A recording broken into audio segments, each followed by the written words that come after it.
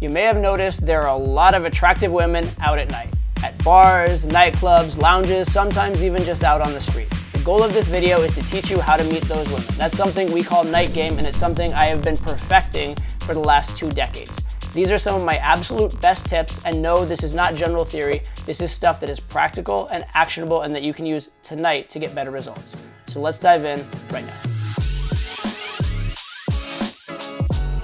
There is one thing I want you to understand before we go there, which is that there's tons of advice I could give you that's good general game advice that will help you a ton in night game. I'm not giving you that in this video. So things like controlling your emotional state or things like understanding female psychology, that's all over my channel, that's all over my other videos, and I'm actually gonna give you some links at the end of this video for that kind of stuff. But what I'm talking about in this video is specific adjustments to bars, nightclubs, lounges, meeting girls once the sun has gone down. So with that understood, let's get into it. One of the first decisions you make in a night out is also one of the most important, and that is where to go. This is going to have a huge impact on whether you go home alone or with somebody, and also on who you actually meet, whether you're interested in meeting those people or whether you're kind of over it. So the first thing I want you to think about is going out at least relatively near to where you live if possible.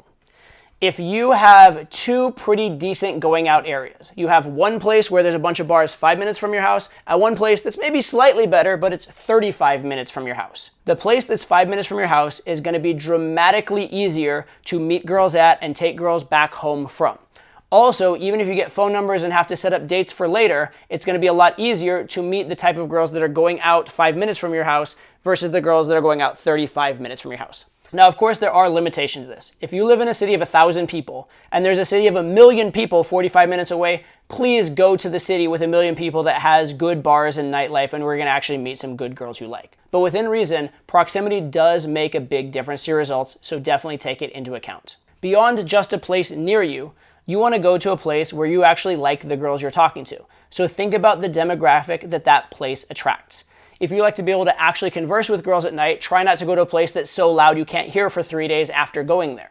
In general, if a place is a little bit exclusive to maybe even very exclusive, there will be more attractive girls there, and the ratio of girls to guys will actually be better there. So that is preferable, all things being equal. Try to go to quote unquote good venues, although be careful because sometimes a good venue in terms of being exclusive isn't the best for game. So you want that mix of good for game and also attracting high quality women.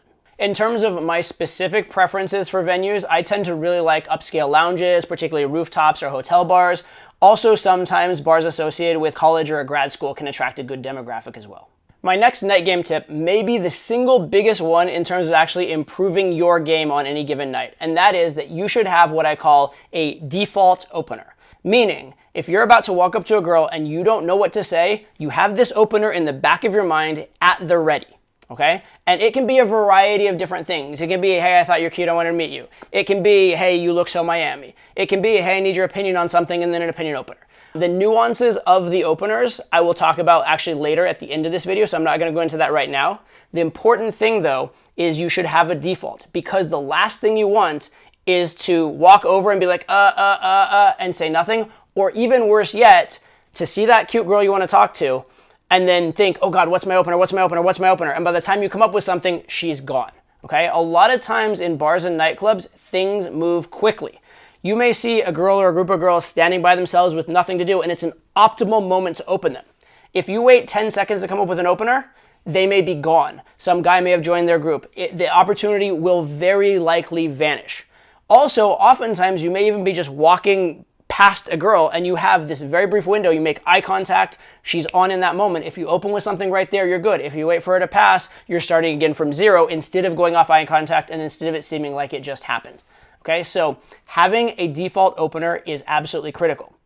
In reality, you may use original, unique openers, whatever comes to your mind when you talk to the girl, more often than you use your default opener. In fact, as you get better and better at game, you will use your default opener less and less. But having it is still critically useful because of those times when you can't come up with something to say, and because it means that you have absolutely no excuse to hesitate. For most guys, one of the biggest night game obstacles is approach anxiety and hesitation. So the last thing you need is an excuse that makes that worse. If you have a default opener, that excuse is gone.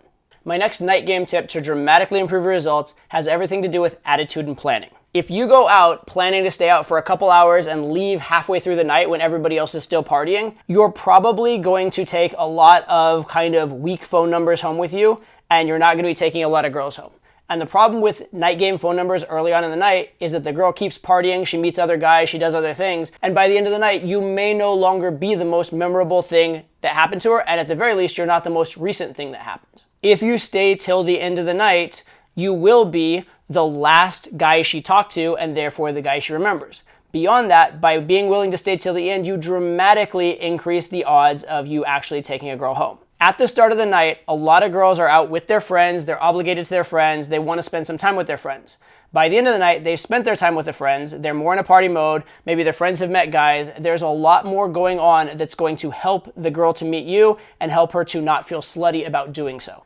So if the bar or club ends at 4 a.m., plan on being out till at least 4, but honestly, plan on being out till like 5, just in case, because you never know. I have had some of the most epic experiences in my life because at the end of the night, I hopped in a taxi with a girl for a 20-minute ride back to her place, not knowing how things would go down when we got there, and then things went amazingly. If I had been one of those guys like, no, sorry, I have to get up at 6 in the morning, but I'll take your number, I'll follow up later, I would have missed out on some of the most fun experiences of my entire life. Realistically, as you're learning night game, most of the times when you take a girl home, it's going to be at the end of the night. As you get more advanced, you will start taking girls home earlier. But as you're learning, the fact that the nightclub says you all have to go home actually does help you a lot, right? So a lot of guys have trouble framing how to go home to the girl and convincing the girl to go home with them. But when you've been hanging out with a girl all night, you've made out a little bit, and the nightclub's like, y'all gotta leave, well, now the next step is let's find a venue where we can keep hanging out, and that's a really good situation to be in. The next critical factor to your night game success is when you meet a girl you like, you need to take into account who she is there with. It's very rare that you're going to meet a hot girl out by herself in night game. It does happen occasionally, and when it does, count your blessings. Maybe you do meet that hot flight attendant who's in town traveling for the evening and doesn't have any friends with her. It will happen occasionally. Or maybe you do meet that girl whose friend already went and hooked up with a guy and now she's there in the club by herself for a few more minutes before she decides to leave also. That will happen, and when it does, that's great. But the majority of your approaches, and especially the majority of approaches with the hottest girls, will be in groups. And when that is the case, you need to take into account the girl and the group. You need to win both situations. If the girl likes you and the group hates you, the group is going to pull her away from you. In fact, the more obvious it is that the girl likes you, if the group doesn't like you or just doesn't know you, they're going to actually get even more protective. I learned this the hard way very early on in my night game career in college.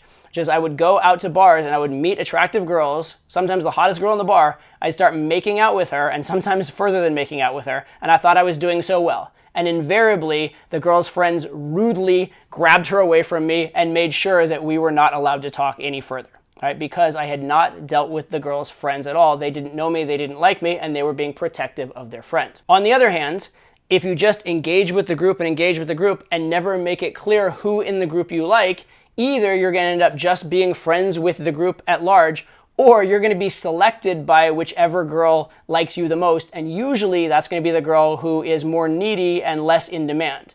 So if you are platonic with everybody, platonically charming, you oftentimes will have the less attractive, more overweight friend as the one who picks you, which is not what you really want.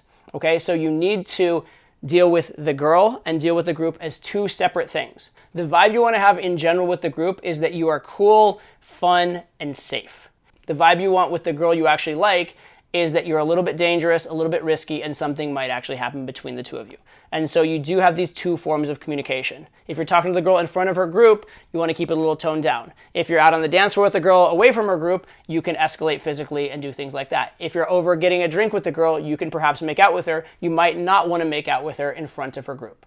At the very minimum, you almost always have to at least engage all of her friends, and you want to do this proactively on your terms rather than reactively on theirs. So if at the start after you meet her, you're like, oh, are these your friends? Nice to meet you, nice to meet you, nice to meet you. That goes quite a long ways. But if you're talking to her and ignoring the friends, and the friends come over and drag her in, like, oh, by the way, oh, hi, nice to meet you as well. Too little, too late. That was not on your terms. That was reactive and desperate. A little bit of courtesy and a little bit of treating her friends like good people before you have to goes a long way. Doing it when you have to is very transparent and will not get you far. And the topic of girls in groups brings me to my next point, which is, if at all possible in Nightgame, please try to have a wingman. Very often, girls are in groups of 2, and when you're alone, groups of 2 are some of the hardest situations to deal with. Because if you're talking to this girl and this girl is left out, she's going to be bored, she might have an objection to it. Also, it's going to be very hard to take this girl away from her friend when she only has one friend there. In a bigger group, oftentimes 3 or 4, you can talk to one girl and the other girls can talk amongst themselves, so it may be okay. But when you have a wingman, when you have another guy who's there with you, who has hopefully good game, and you're both out there doing this together, those groups of 2 actually become great opportunities. You can talk one-on-one to one girl, he can talk one-on-one to the other girl, and both of you can move the interaction forward very nicely and very, very smoothly. So having a wingman will dramatically increase the amount of girls you will pull home from groups of 2. In fact, I'd go so far as to say that 2 guys with sort of intermediate game winging together versus 1 guy alone with excellent game, on a 2 set, the 2 guys with intermediate game probably have a better chance of taking the girls home. That's how important having a wingman is. As far as the nuance of how to be a great wingman and how to make having a wingman work, I'm not going to go into too much detail here because I've made other videos about that, but I do want to give you one caution about winging, which is this. Do not allow having a wingman or wingmen, and sometimes, again, having more than one doesn't really help because wingmen are for groups of 2, but having wingmen, don't let it hold you back. So just because you're out with a wingman and looking for groups of 2, don't let that keep you from approaching the girls you really want. If you see your absolute dream girl in a group of 3, but you're out with your wingman, please go approach your dream girl and let your wingman fend for himself for a little bit. Please do that. Also, if you see a group of 2 where one girl is really hot and the other girl isn't so great, sometimes one of you is just going to have to spend some time bored while the other one has an amazing interaction, and then what goes around comes around. You'll help your wingman in return, okay? But please don't let too much of considerations for your wingman keep you from approaching. Also, don't get so distracted talking with your wingman that you use it as an excuse to not approach and stay in the warm end of the pool. Other caveat with wingmen, if you don't have one, that is not an excuse not to go out. I did Nightgame for, I think, my first 4 to 5 years before I ever had a wingman, and I did just fine. I learned a ton, and in fact, in a lot of ways, not having anyone there can be good as well because it takes the pressure off of you. It allows you to just do game on your own and figure things out. It can be very, very fun and very, very liberating, okay? So having a wingman is great, specifically for groups of 2. However, it is not an excuse to not go out if you don't have one. My next tip for Nightgame success, screen early and often. What does this mean? Well, different girls are in different situations. One girl may be able to go home with you very easily with very little consequence. Another girl may be the designated driver for a huge group that's going an hour away and may be out with the friend of her boyfriend, and absolutely no matter what is not going home with you, and her friends will judge. Finding this out early on can save you a ton of time. When you're out at any kind of decent bar or club, there will be a variety of attractive women who might be a good dating candidate for you. If you spend 4 hours on a girl that's an absolute impossibility, that's 4 hours you didn't spend talking to another girl that would have been just your type and also completely available. So what do you want to screen for? You want to screen for a couple things. Who is the girl with, and how close-knit are they, and how much freedom does her group allow her? For example, if even when the girl likes you and her friend seems to trust you, she still will not go more than 5 feet away from her friend at any point in the night, that is a girl that's probably not coming home with you tonight. Now, that doesn't mean it's not worth talking to her, and it doesn't mean you shouldn't take a phone number from her, and if you really like her, maybe even spend the time to try and make that number solid. But trying to stay till the end of the night and push to take her home is probably not going to lead to anything, and if anything, that pushiness may actually make the number, which was the best you were going to get anyway, less solid. On the other hand, a girl who is in party mode and lives right next to the bar and is with friends who she barely knows is a girl that has very little social consequence to hang out with you all night and potentially things happening. It also depends who are the girl's friends. If the girl's friend is the sister of her boyfriend, that girl is not coming home with you because her friend will move heaven and earth to keep it from happening. On the other hand, if her friend is a girl that just broke up with her boyfriend and the girls are like partying hard tonight, well, that could be a great situation, especially if you have an attractive wingman to meet the girl's friend. Okay, so finding out the situation matters tremendously, and you want to find that out early because you don't want to waste your time. And one quick note on this idea of wasting your time. I don't want you to be so negative about women that you think like, if I can't take her home, I'm wasting my time. Because there are guys that do that and it's very toxic and it definitely hurts their game. But the fact of the matter is there are some situations where a phone number is the best outcome for dating the girl. And if that's the case, you want to do the necessary bits for the phone number, get that phone number and move on. You don't need to spend the entire night in that situation. My next night game tip, unfortunately, I learned through many painful experiences down through the years. When you're talking to a girl and it's going well, like really well, do not let her leave your sight, especially if the venue is chaotic. Let's say, for example, things are going really well, you're talking to a girl and she says, hey, I need to go to the bathroom. And I know sometimes I need to go to the bathroom means fuck off. In this case, it means I've been with you for an hour and we've had a drink or two together and my bladder is full, okay? It's a legitimate, I have to go to the bathroom. And she says, wait here for me, I'll be right back. And you know what? In that moment, she absolutely means it. She means she's gonna go to the bathroom and she's gonna come right back. But let's imagine we're in a loud, crazy nightclub in Vegas. On the way to the bathroom, she's going to be hit on by various guys, and she's going to walk past the DJ, and she's going to have promoters asking if she wants to go to the bottle service table, or if she wants to go backstage with the DJ or something like that. And then she's going to get to the bathroom, and she's going to talk to various girls in the bathroom, and the girls might tell her, oh, I have this really cool friend you should meet, or hey, you should have a drink with us, or this or that or the other, and they may take her somewhere. And then on the way back, there may be more promoters trying to take her backstage, and more guys hitting on her. And then also, let's say she does make it all the way back, but let's say she got distracted a few times along the way and took a long time. By that point, she might be like, oh, you know what? That guy probably didn't even wait for me because it's been too long. I probably messed it up. And maybe she doesn't come back because she thinks it's pointless at that point. The point is, a lot can happen. So what should you do in that circumstance? She says, I need to go to the bathroom. Be like, oh, actually, yeah, I do too. Here, I'll walk over with you. Or actually, you know what? There's a closer one this way. Here, I'll show you. And you walk over with her. You go to the bathroom also. Usually, the men's room is a lot faster than the women's room. Mercifully, you go quickly, you wait outside for her to come out, and then you take her by the hand and lead her back onwards into the night.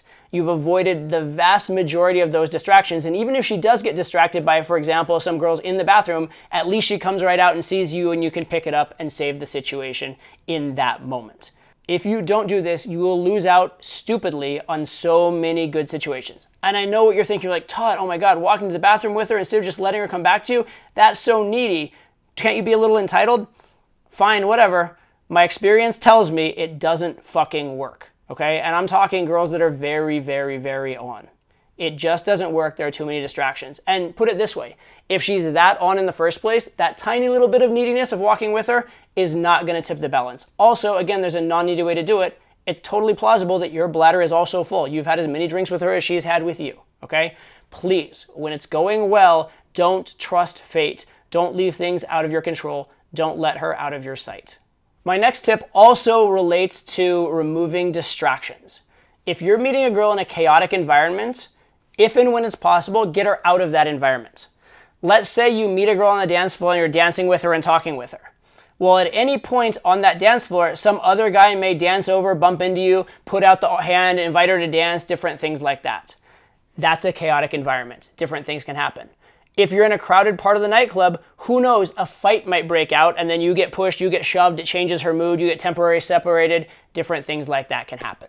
Okay, maybe even there's a fight in the nightclub, a bouncer gets between you and her, and then you lose track of each other. If it's a big enough nightclub, you might not even see her again after that. Okay, there's just too many things that can happen when there's chaos involved.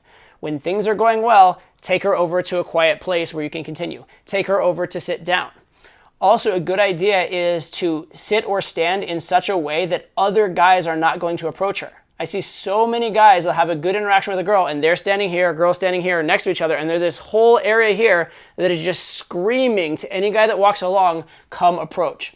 Especially if you are a small or not particularly intimidating looking guy, some big alpha guy might see hot girl with little old you and think, ha, I can own that shit, and now he comes and interjects himself, which is annoying at best and a big problem at worst. And even if you deal with him effectively, it was needy to have to do so, okay?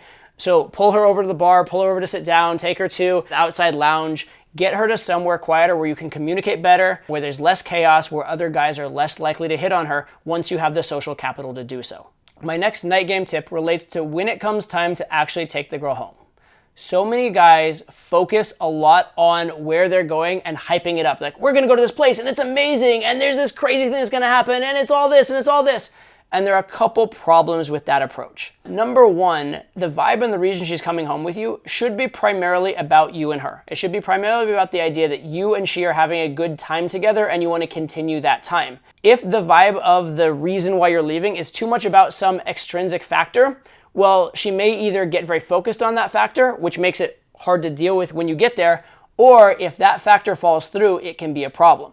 So let's say you hyped up this amazing bar that you're going to take her to, and you get there and it just so happens that bar's rented out for a private event tonight. Now it's a huge disappointment because her whole premise was, I want to go to this crazy cool bar and crazy cool party with you.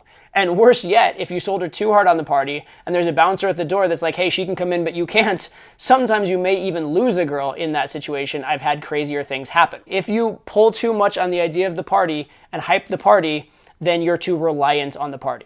And let's say you hype the party and you get there and it's disappointing, well, now it's a come down. So these are all big problems. Beyond that, if you're hyping the party too hard, it starts to look needy. You start to look desperate and you start to look like you care too much about her going with you. A better philosophy for taking a girl home is what I call pulling down. Instead of pulling up, as in the vibe is good, this is amazing, this is incredible, pulling down, be like, yeah, this place is kind of dying out. We should probably hit the next place soon. Something like that. Or, you know, I'm kind of over this place. There's another place that's more chill. We should go there. Something along those lines is much, much, much better, right? So now she's going with the idea of we're going to a better place, not because it's so rah, rah, rah hypey, but because, you know, this place is just, you know, it's not as good as it once was. Let's get out of here, etc. Also, it's about us. It's about the excuse is for us to keep hanging out, not the excuse is to find the bigger, better party and then the bigger, better party and then the bigger, better party after that, right?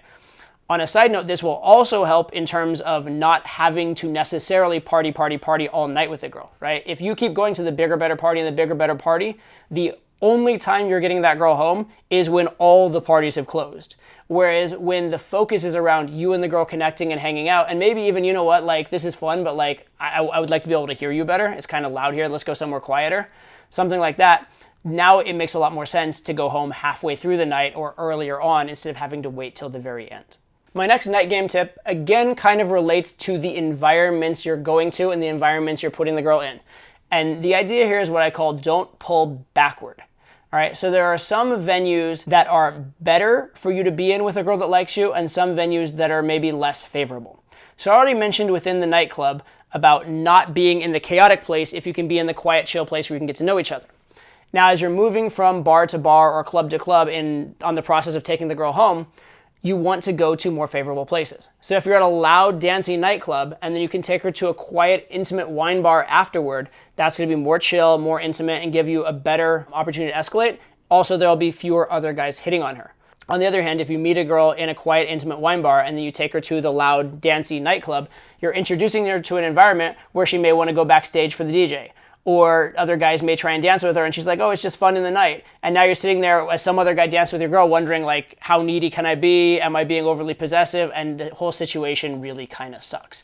Okay, so you want to take her from the less favorable environments to the more favorable ones, not the other way around.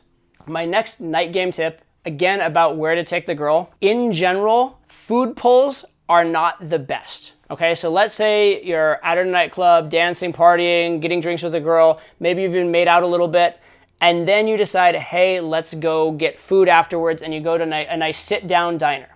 Well, that's good in a way because you're now isolated with the girl, you're one-on-one, so that's positive, but now you're in a place where the mood and the vibe are a lot less good.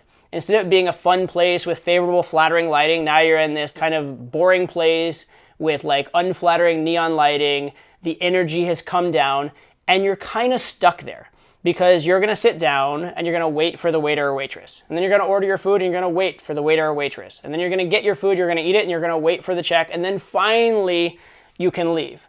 And throughout all this time, the mood is coming down. She's getting tireder. It's getting closer to her having to get up for work in the morning. As she eats, she might start to feel less sexy and more like, you know, bloated from the food or whatever. Right? The whole environment, the whole vibe is kind of coming down, and you don't have the free reign to just pick up and leave at any given point. If you are going to go for food as a means to pull, I really recommend something like going to a food truck and getting it to go is really good, or actually going somewhere and Uber Eatsing the food to you can be very good if you can make that happen. But going for a sit-down meal can be a pull killer. Now, If it's the only way to get the girl to go somewhere, by all means do it. And also, if the pull is extremely quick, it may actually be worthwhile. So let's say instead of meeting the girl in a nightclub and having some time with her and already being intimate, maybe even already making out, let's say instead you met the girl on the street outside the nightclub, and when you met her, she was waiting for an Uber that was coming in 2 minutes.